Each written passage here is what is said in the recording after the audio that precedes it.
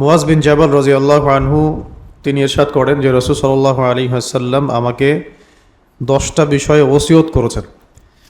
রাসূলুল্লাহ সাল্লাল্লাহু আলাইহি ওয়াসাল্লাম আমাকে খাস করে 10টা বিষয়ে ওসিয়ত করেছেন। ওসিয়ত মানে খুব গুরুত্বের সাথে আদায় করতে আদেশ করেছেন। মুয়াজ বিন জাবাল রাদিয়াল্লাহু আনহু এমন একজন সাহাবী ছিলেন যিনি খুব জুহুদ পছন্দ করতেন। জুহুদ মানে হচ্ছে দুনিয়া থেকে বৈরাগ্যতা। তিনি দুনিয়ামুখী ছিলেন না, দুনিয়া বিমুখ ছিলেন। এবং তিনি এমন সাহাবী যাকে নবী সাল্লাল্লাহু আলাইহি ওয়াসাল্লাম একটা স্পেশাল হাদিস বলেছিলেন, যেটা তিনি ইন্তেকালের আগে আমাদেরকে বলে গেছেন। তিনি নবী সাল্লাল্লাহু আলাইহি ওয়াসাল্লামের সাথে একই গাধার পিছনে ছিলেন, একই গাধার উপরে নবী সাল্লাল্লাহু আলাইহি ওয়াসাল্লামের পিছনে, এবং উভয়ের মাঝখানে শুধু এই যে ঘোড়া বা উটের যে হাওতা থাকে এইটুকু পার্থক্য ছিল। এতটা কাছে নবী সাল্লাল্লাহু আলাইহি ওয়াসাল্লামের সাথে তিনি থাকতেন। তো ওই সময় নবী সাল্লাল্লাহু আলাইহি ওয়াসাল্লাম তাকে বলেছিলেন যে, হে মুয়াজ, তুমি কি জানো যে আল্লাহ পাকের উপরে বান্দার কি হক আছে আর বান্দার উপরে আল্লাহর কি হক আছে? তিনি বলেছিলেন যে আল্লাহ এবং তার রাসূল ভালো জানেন। তখন নবী সাল্লাল্লাহু আলাইহি ওয়াসাল্লাম বলেছেন যে বান্দার উপরে আল্লাহ রাব্বুল আলামিনের হক হচ্ছে যে বান্দা আল্লাহ ছাড়া অন্য কারো ইবাদত করবে না এবং তার সাথে কাউকে শরীক করবে না। এটা আল্লাহ পাকের হক। আল্লাহ পাক এটা আমাদের উপর হক রাখেন। এবং আল্লাহ পাকের উপরে বান্দা হক রাখে যে বান্দা যদি আল্লাহর সাথে কাউকে শরীক না করে তাহলে আল্লাহ পাক তাকে জান্নাতে প্রবেশ করাবেন। মানে শিরকমুক্ত আমলনামা নিয়ে যদি কেউ আল্লাহর সাথে সাক্ষাৎ করে সে জান্নাতে যাবে ইনশাআল্লাহ। তখন তিনি বলেছিলেন যে আফালা উবাশশিরুন নাস, আমি কি এই সুসংবাদটা তাহলে মানুষকে দিব না? তো নবী সাল্লাল্লাহু আলাইহি ওয়াসাল্লাম বলেছেন যে না, সুসংবাদটা মানুষকে দিও না। ফায়াত্তাকিলু, দিলে তারা কি করবে? তারা আমল ছেড়ে দিবে। আমল ছেড়ে দিয়ে তারা এই একটা বিষয়ের উপরে তাওয়াক্কুল করে বসে থাকবে যে আমি শিরক করব না, কালিমা সাক্ষ্য দিব, তাহলে জান্নাতে চলে যাব। তখন তারা আমলকে গুরুত্ব দিবে না। এই কারণে দীর্ঘদিন তিনি হাদিসটাকে বর্ণনা করেন নাই। জীবনের শেষ পর্যায়ে গিয়ে তিনি হাদিসটাকে বর্ণনা করেছেন যাতে ইলম গোপন না থাকে। ঠিক আছে? এই হাদিসের অপব্যাখ্যা করে কিন্তু বহু মানুষ আমাদের সমাজে মুরজিয়া হয়ে গেছে। মুরজিয়া মানে যারা মনে করে কালিমা মুখে পড়লেই যথেষ্ট, আমলের কোনো প্রয়োজন নেই। তো মুয়াজ রাদিয়াল্লাহু আনহু সেই সাহাবী যাকে এই হাদিসটা নবী সাল্লাল্লাহু আলাইহি ওয়াসাল্লাম খাস করে বলেছিলেন। আর মুয়াজ রাদিয়াল্লাহু আনহু, মুয়াজ বিন জাবাল রাদিয়াল্লাহু আনহু সেই সাহাবী যাকে নবী সাল্লাল্লাহু আলাইহি ওয়াসাল্লাম হাত ধরে বলেছিলেন যে হে মুয়াজ, আল্লাহর কসম আমি তোমাকে ভালোবাসি। বুঝতে পারলাম? মুয়াজ বিন জাবাল রাদিয়াল্লাহু আনহু সেই সাহাবী যাকে নবী সাল্লাল্লাহু আলাইহি ওয়াসাল্লাম হাত ধরে বলেছিলেন যে মুয়াজ, আল্লাহর কসম আমি তোমাকে ভালোবাসি। তুমি ফরজ নামাজের পরে এই দোয়াটা কখনোই ছাড়বে না। তখন তিনি দোয়া শিখিয়ে দেন। দোয়াটা হচ্ছে আল্লাহুম্মা আইন্নি আলা যিকরিকা ওয়া শুকরিকা ওয়া হুসনি ইবাদাতিক। এই দোয়াটাকে কখনোই ফরজ নামাজের পরে ছাড়বে না। তো এটা আমরাও যেন চর্চা করি। প্রত্যেক ফরজ নামাজের পরেই সালাম ফিরানোর পরেই আল্লাহু আকবার, আস্তাগফিরুল্লাহ আস্তাগফিরুল্লাহ আস্তাগফিরুল্লাহ পড়ার পরেই আল্লাহুম্মা আইন্নি আলা যিকরিকা ওয়া শুকরিকা ওয়া হুসনি ইবাদাতিক। তো মুয়াজ বিন জাবাল রাদিয়াল্লাহু আনহুকে নিয়ে অনেক কথা বলা যায়, বলতে গেলে আমাদের দার্স লম্বা হয়ে যাবে। আজকের মূল হাদিসটা শুধু বলছি যে তিনি বলেছেন যে আওসানি রাসূলুল্লাহ সাল্লাল্লাহু আলাইহি ওয়াসাল্লাম বিআশরিন, নবী সাল্লাল্লাহু আলাইহি ওয়াসাল্লাম আমাকে খাস করে 10টা বিষয়ের আদেশ করেছেন বা ওসিয়ত করেছেন। আদেশ বা ওসিয়ত করেছেন 10টা বিষয়ে। কল, তিনি বলেন, এক নম্বর হচ্ছে লা তুশরিক বিল্লাহি শাইআ ওয়া ইন কুতিলতা আও হুররিত, তুমি আল্লাহ পাকের সাথে কোনো অবস্থাতেই শিরক করবে না। তুমি আল্লাহ রাব্বুল আলামিনের সাথে কোনো অবস্থাতেই শিরক করবে না, যদিও তোমাকে হত্যা করা হয় অথবা তোমাকে জ্বালিয়ে দেওয়া হয়। স্টেটমেন্টগুলো ভালো করে মনে রাখেন হাদিসের। একটা তো হলো লা তুশরিক বিল্লাহ, আল্লাহর সাথে শরিক করবে না। কোরআনে বহু জায়গায় এমন আয়াত আছে আর কি। এখানে অতিরিক্ত দুটো শব্দ অতিরিক্ত আছে, ওয়া ইন কুতিলতা ওয়া হুররিকতা, যদি তোমাকে হত্যা করা হয় অথবা আগুনে পুড়িয়ে দেওয়া হয়, আগুনে পুড়িয়ে জ্বালিয়েও যদি দেওয়া হয়, ছাই বানিয়ে দেওয়া হয়, তবুও তুমি শিরক করবে না। আর যদি তোমাকে হত্যা করা হয় তবুও তুমি শিরক করবে না। তার মানে এখানে শিরক বিবর্জিত যে আকীদা এবং আমল, এটার দিকে উৎসাহিত করা হচ্ছে। এবং কোনো অবস্থাতেই পরিস্থিতির দোহাই দেওয়ার সুযোগ নেই। আর যখন এইটুকু জানবো আমরা, পরিস্থিতির দোহাই দিয়ে শিরক করার কোনো সুযোগ নেই। ঠিক আছে, যেমন ওই যে একটা হাদিস আগেও বলেছিলাম যে দুইজন বন্ধু একটা গ্রামের মধ্যে দিয়ে যাচ্ছিলেন, মাঝখানে মূর্তি পূজা হচ্ছিল। তো মূর্তি পূজারীরা বললেন যে কিছু নজর করে যাও, মানত করে যাও, আমাদের দেবতার জন্য উৎসর্গ করো। একজন করলো না, তাকে চাপ দেওয়া হলো, একটা মাছির ডানা হলেও দিতে হবে, একটা মাছি হলেও কোরবানি করতে হবে, সে সেটাও করলো না।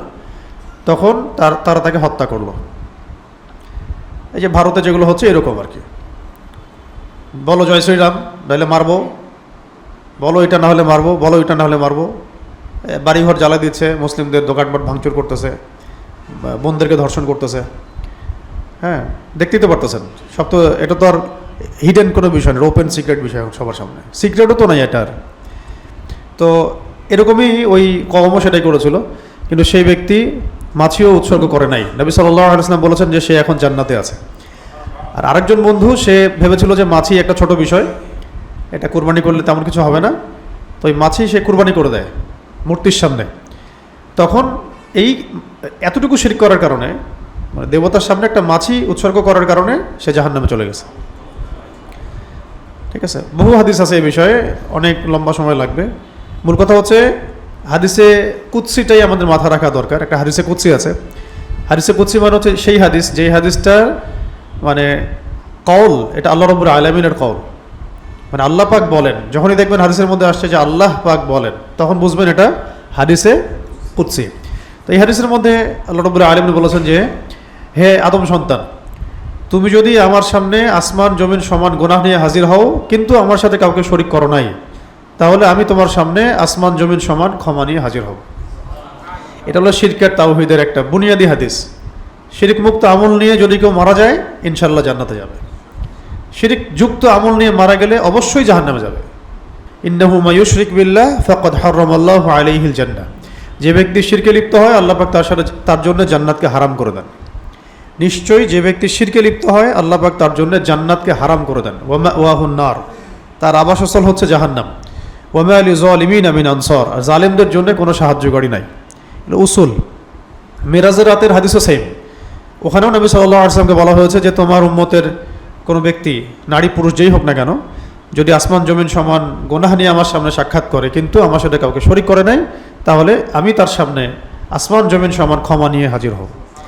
এই হাদিসগুলো একসাথে মিলালে এটাই বোঝা যায় যে শিরক মানে বিবর্জিত একটা আকীদা এবং আমল আমাদেরকে লালন করতে হবে আর কি। শিরক মুক্ত আকীদা, শিরক মুক্ত আমল। এই জন্য শিরকের ক্লাসিফিকেশনগুলো জানতে হবে, শিরক কাকে বলে, কত প্রকার কী কী, আর শিরকের বিপরীত যেটা তাওহীদ, এটা কত প্রকার কী কী ইত্যাদি। তো সংক্ষিপ্ত করে বললে শিরকের ক্লাসিফিকেশনের মধ্যে 4টা প্রকরণ পড়বে। একটা হলো শিরক হয় আকীদার মধ্যে, বিশ্বাসের মধ্যে। যেমন ফর এক্সাম্পল, কেউ যদি বিশ্বাস করে যে মানুষ আগে বাদর ছিল, সেখান থেকেই মানুষ আস্তে আস্তে বিবর্তনের মধ্য দিয়ে আজকে মেহেদী ভাই হয়ে গেছে, তাহলে এটা হচ্ছে মুশরিক। কথা বুঝতে পারছি? আদম আলাইহিস সালামের অস্তিত্ব সে স্বীকার করতেছে না, তো এটা হলো শিরকি আকীদা। আকীদার ক্ষেত্রে শিরক, কেউ যদি বিশ্বাস করে পড়াশোনা করতে গিয়ে যে মহাবিশ্ব তো এমনি এমনি সৃষ্টি হয়ে গেছে বিগ ব্যাং থেকেই, কোনো স্রষ্টা নাই পেছনে, ব্যাস এটাই, তাহলে সিস্টেমটাই শিরকের, পড়াশোনার সিস্টেমটার মধ্যেই শিরক। হ্যাঁ, তারপরে আল্লাহ এবং তার রসুল, আসমানি কিতাব, মালায়েকা, এইসব কনসেপ্ট বিবর্জিত একটা সিস্টেম পড়াশোনায়, শিরকি সিস্টেম পড়াশোনার। এই সিস্টেমটা এগুলোকে স্বীকার করে না, মালায়েকাকে স্বীকার করে না, আসমানি কিতাব, তারপরে নবী রসুলগণ, আগের নবী রসুলগণ, আল্লাহর অস্তিত্ব, পরকাল, কবরের আযাব, হ্যাঁ এই তো বিষয়গুলো, রুহের জগৎ, বারজাখের জগৎ, জাহান্নাম, জান্নাত, এগুলো যেগুলো অদৃশ্য গায়েব, এগুলো তো এই সিস্টেমটা স্বীকার করে না। এই কারণে এটা মুশরিক। এবং আমরা যারা এখানে ঢুকে গেছি, আমরা জেনে বা না জেনে আমরা শিরকের মধ্যে পড়ে গেছি আর কি। ঠিক আছে, তো এটা হলো বিশ্বাসের মধ্যে এরকম শিরক হয়। আরও অনেক আছে, কেউ বিশ্বাস করে যে খাজা বাবার দরবারে গেলে বাচ্চা হবে, শিরক হয়ে গেল। এরকম অনেক মানে শিরক আছে আমাদের সমাজে, এটা নিয়ে বলতে গেলে অনেক লম্বা সময় লাগবে। খালি এতটুকু মনে রাখেন, শিরকের প্রকরণের প্রথমটা হচ্ছে বিশ্বাসের মধ্যে শিরক, চিন্তার মধ্যে শিরক। আরেকটা হচ্ছে এরকম কথার মধ্যে শিরক হয়, তা আপনারা নিজেরাই বুঝতে পারে কথার মধ্যে শিরক। একদিন বলছিলাম না যে বাংলাদেশে মানুষ ট্রল করতে করতে শিরক করে। একজন জ্যোতিষীকে নিয়ে শিরক হইলো বাংলাদেশে কতদিন, সবাই ট্রল করতে শুরু করলো, সবাই বলতেছে রাগ করছেন কিনা, কিন্তু এটা বলতে গিয়ে যে সে শিরক করতেছে বুঝতে পারতেছে না। হ্যাঁ, মানে একজনকে হাত দেখাচ্ছে, সেই হাত দেখে ভবিষ্যৎ বলতেছে, তো মুশরিক। হাদিসের মধ্যে আসছে কেউ যদি কোনো জ্যোতিষীর কাছে গিয়ে বলে, এমনি জিজ্ঞাসা করে, সে বিশ্বাস করে না, এমনি এমনি বলে যে দেখেন তো আমার হাতে কি আছে, 3টা দাগ, কয়টা বিয়ে হবে, কয়টা বাচ্চা হবে, ইত্যাদি ইত্যাদি। ঠিক আছে, এটা বলছে, জাস্ট খালি বলছে, বলা মাত্রই তার 40 দিনের নামাজ কবুল হবে না, বাতিল হয়ে গেছে। আর যদি তার বলা কথাকে সে বিশ্বাস করে, তাহলে সে যেন কোরআনকে অস্বীকার করে। কোরআনকে অস্বীকার করলো। এই হাদিসের মধ্যে আরো 2টা লাইন এক্সট্রা আছে, এই হাদিসটা ফয়জুল কালাম বইয়ের মধ্যে আছে। 3টা পাপের কথা বলা হয়েছে, যে 3টা পাপ করলে সরাসরি সে যেন ওহীকে অস্বীকার করলো, মানে কোরআন হাদিসকে অস্বীকার করলো। একটা হচ্ছে এরকম জ্যোতিষীর কাছে গিয়ে কিছু জিজ্ঞাসা করলো, তার কথা বিশ্বাস করলো, সে যেন মুহাম্মদ সাল্লাল্লাহু আলাইহি ওয়াসাল্লামের উপরে নাজিলকৃত আল কোরআনকে অস্বীকার করলো। এটা 1 নাম্বার। সেকেন্ড হচ্ছে কেউ হায়েজরত অবস্থায় স্ত্রীর সাথে সহবাস করছে, সে যেন কোরআনকে অস্বীকার করলো। এবং 3 নম্বর হচ্ছে যে বৈধ রাস্তা আল্লাহ পাক দিয়েছেন স্ত্রী সহবাসের, সেই রাস্তা ব্যতীত অন্য রাস্তা তালাশ করছে, তাহলে সে যেন কোরআনকে অস্বীকার করছে। তো কথার মধ্যে বহু শিরক এরকম আমরা করে ফেলি। আল্লাহ পাক আমাদেরকে বোঝার তৌফিক দান করেন। একদিন ইনশাল্লাহ শুরু শিরক নিয়ে কথা বলবো, ওই দিন ইনশাল্লাহ পুরো ডিটেলস আপনাদেরকে বলবো যে কোন কোন ক্ষেত্রে কতগুলো শিরক হয়। মোটামুটি 100টা পয়েন্ট আছে ওখানে, 100টার মতো কাজ আছে যেগুলো করলে আর বললে শিরক হয়, মানে করলে বা বললে শিরক হয়।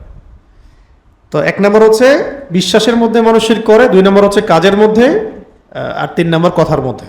বিশ্বাসে, কথায় এবং কাজে। তো বিশ্বাস তোকে একটা উদাহরণ দিলাম, কথার উদাহরণ আপনারা বুঝতে পারবেন, চলতে ফিরতে বুঝতে পারবেন। আর ওই যে শুনলেন না, সংসদে অনেকে বললো যে আমরা তো শরিয়া আইন টাইন বিশ্বাস করি না, কথার মধ্যে শিরক। এটা শুধু কথায় শিরক না, এটা হচ্ছে আকীদাতেই শিরক। তার আকীদার মধ্যে শিরক ছিল, সে মুখ দিয়ে বলে ফেলছে আর কি।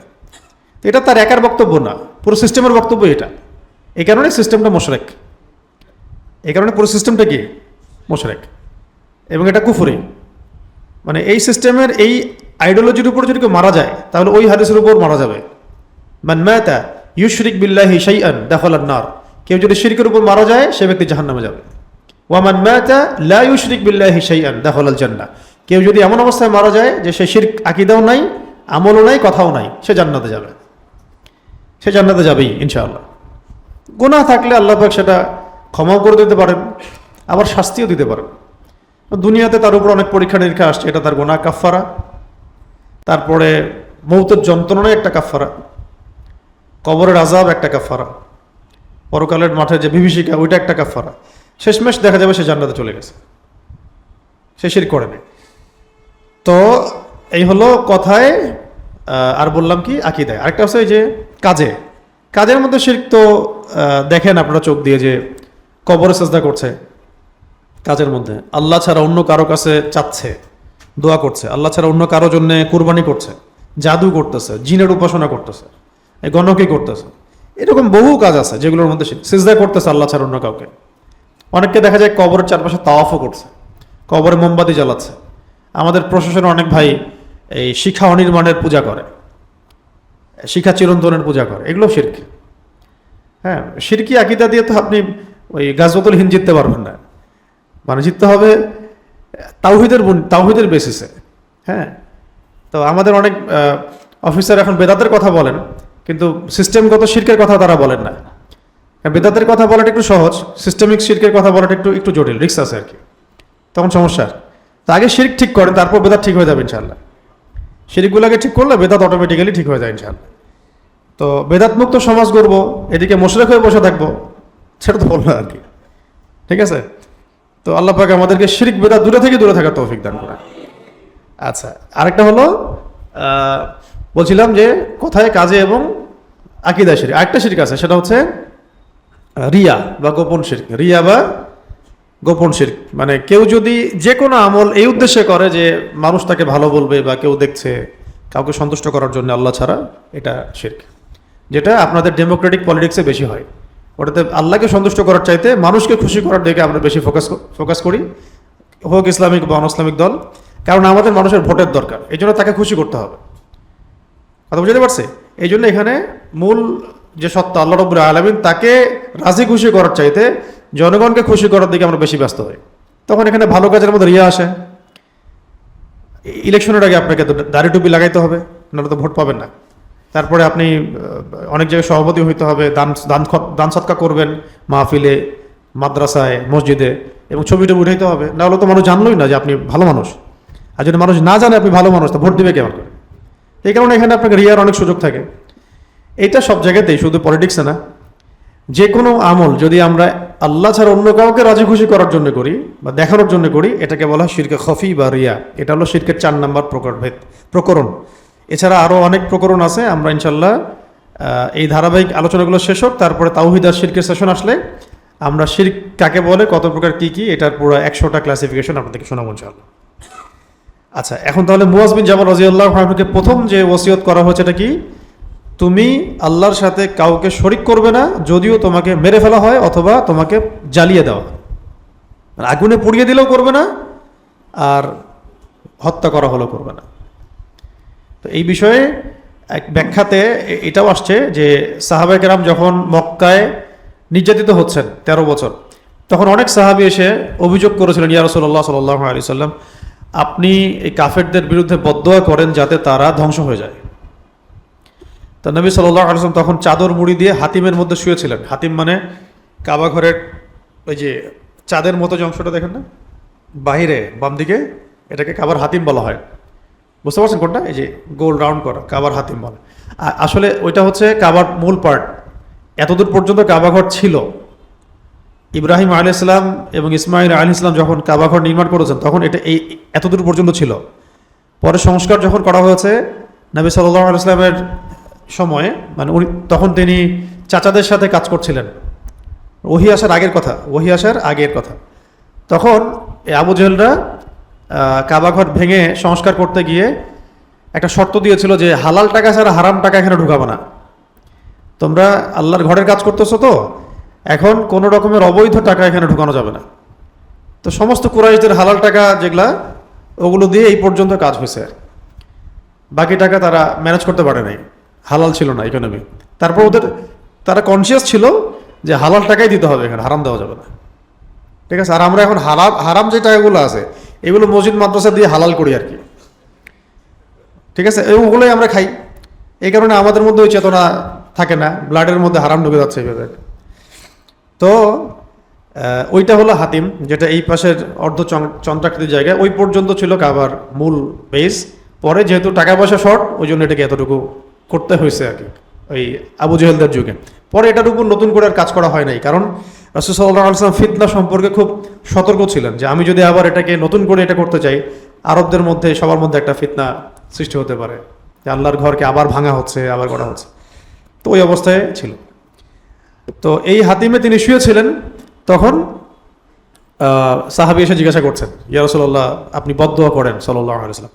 তো তখন তিনি ওখান থেকে চাদর মুড়ি দিয়ে শুয়েছিলেন। চাদরটা নামিয়ে তিনি উঠে বসেছেন, বসে বলেছেন যে তোমরা এই যে অভিযোগ করছো আমার কাছে নির্যাতনের ব্যাপারে, তোমরা জেনে রাখো যে তোমাদের পূর্ববর্তী যে কওম ছিল, তোমাদের আগে যে কওমরা ছিল, তাদের কাউকে কাউকে শুধু ঈমান আনার কারণে, মানে তাওহীদের কারণে জীবন্ত আগুনে জ্বালিয়ে দেওয়া হয়েছে।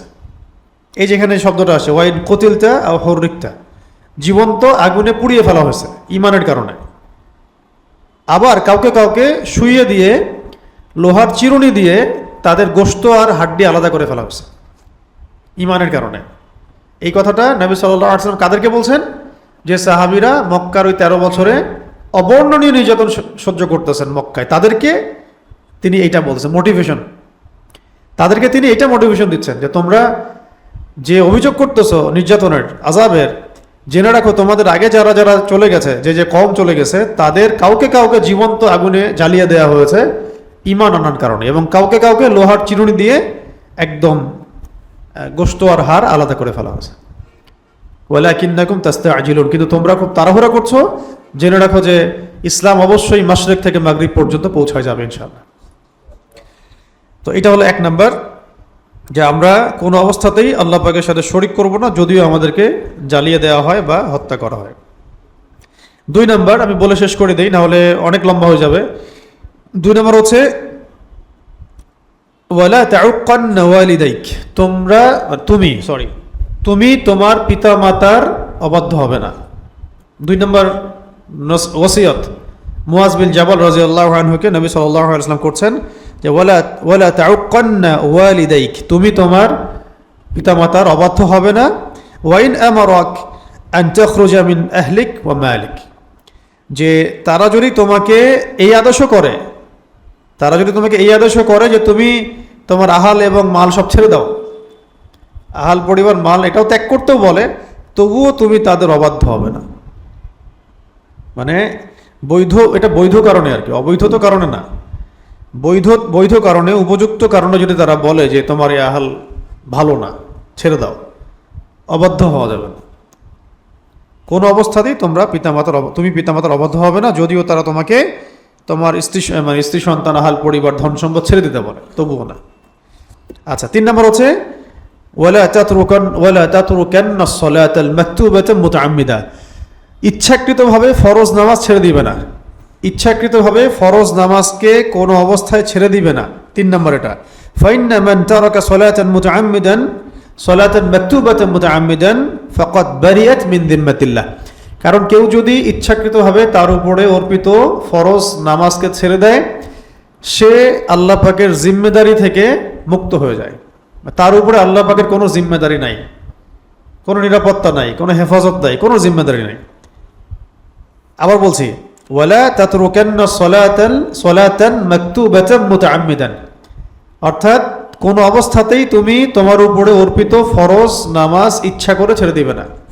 কারণ ফাইন্না মান তারাকা সলাতান মাকতুবাতান মুতাআম্মিদান ফাকাদ বারিয়াত মিন যিম্মাতিল্লাহ, কারণ কেউ যদি তার উপরে অর্পিত ফরজ নামাজকে ইচ্ছা করে ছেড়ে দেয়, তাহলে সে যেন আল্লাহ পাকের যে জিম্মা, এখান থেকে নিজেকে মুক্ত করে ফেললো। আল্লাহ পাকের কোনো জিম্মাদারি নাই তার উপরে। এটা হলো 3 নম্বর। 4 নম্বর হচ্ছে ওয়ালা তাশরাবান্না খামরান, কোনো অবস্থাতেই মদ পান করবে না, কোন অবস্থাতেই মাদক দ্রব্য সেবন করবে না। ফাইন্নাহু রাসা কুল্লি ফাহিশাতিন, কারণ এটা হচ্ছে সমস্ত পাপের মূল মাথা। যত রকম পাপ আছে তার মূল মাথাই হচ্ছে কি? মাদক দ্রব্য। 5 নম্বর হচ্ছে ওয়া ইয়াকা ওয়াল মাসিয়াহ, এবং সমস্ত রকম গুনাহ থেকে নিজেকে ফারেক রাখবে, সমস্ত রকম গুনাহ থেকে নিজেকে বাঁচিয়ে রাখবে। কারণ হচ্ছে ফাইন্না বিল মাসিয়াতি হাল্লা সাখতুল্লাহ, কারণ যে ব্যক্তি আল্লাহ পাকের অবাধ্যতা লিপ্ত হয়, তার উপরে আল্লাহ পাকের যে গজব বা ক্রোধ, এটা অবধারিত হয়ে যায়। কারণ কেউ যদি আল্লাহ পাকের অবাধ্যতায় নিজেকে লিপ্ত করে, তার উপরে আল্লাহ পাকের যে ক্রোধ বা শাস্তি বা নারাজি, এটা অবধারিত হয়ে যায়। 6 নম্বর হচ্ছে ওয়া ইয়াকা ওয়াল ফিরার, পালিয়ে যাবে না। কোথা থেকে?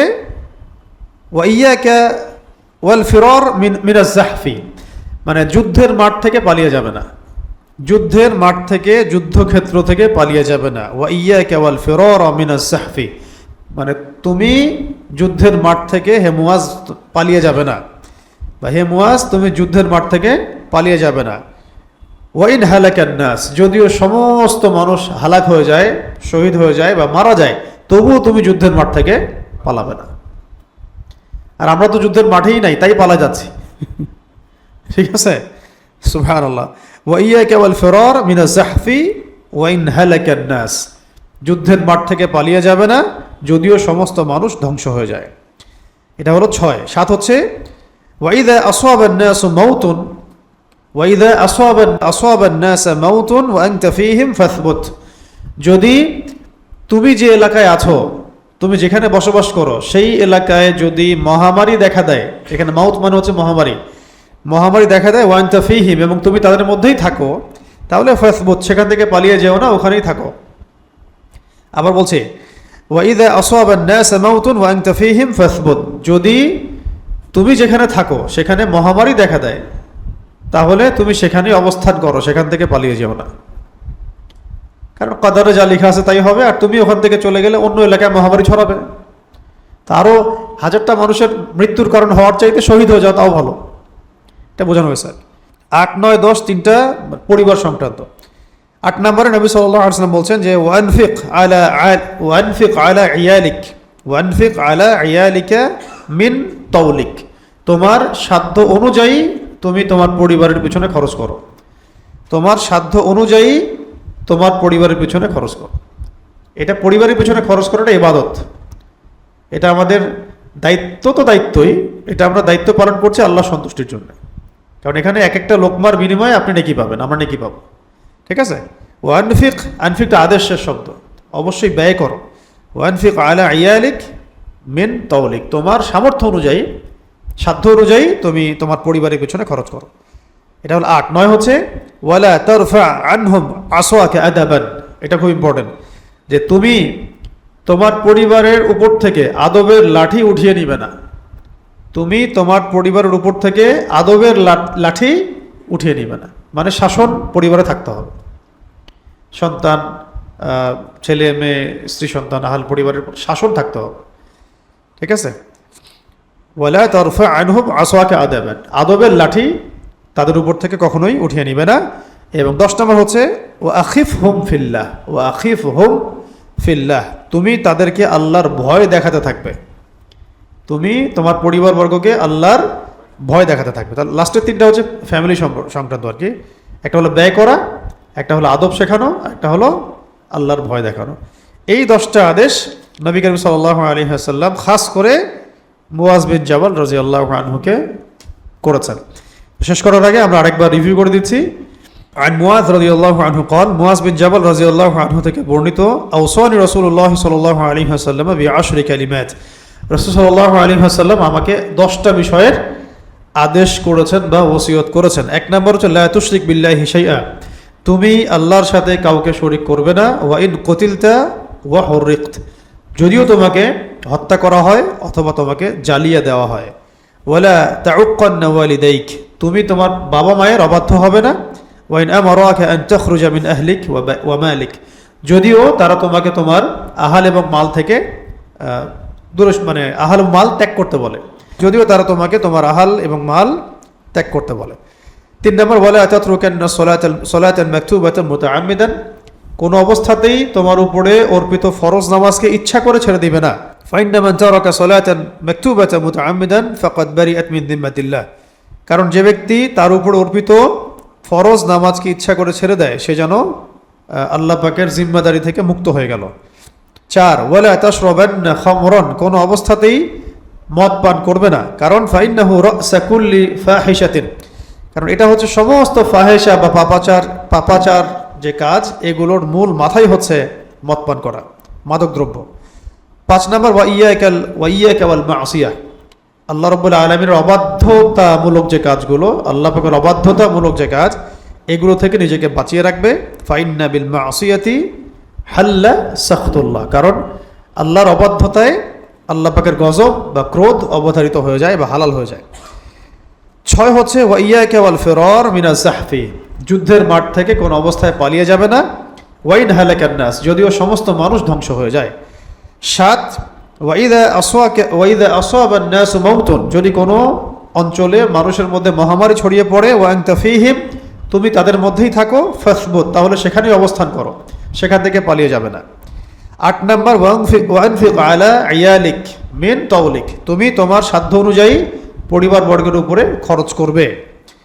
এটা 8। 9 নম্বর হলো ওয়ালা তারফা আনহুম আসওয়াকা আদাবান, তাদের উপর থেকে আদবের লাঠি উঠিয়ে নিবে না। এবং 10 নম্বর হচ্ছে ওয়া আখিফহুম ফিল্লাহ, তাদেরকে আল্লাহ পাকের ভয় দেখাতে থাকো।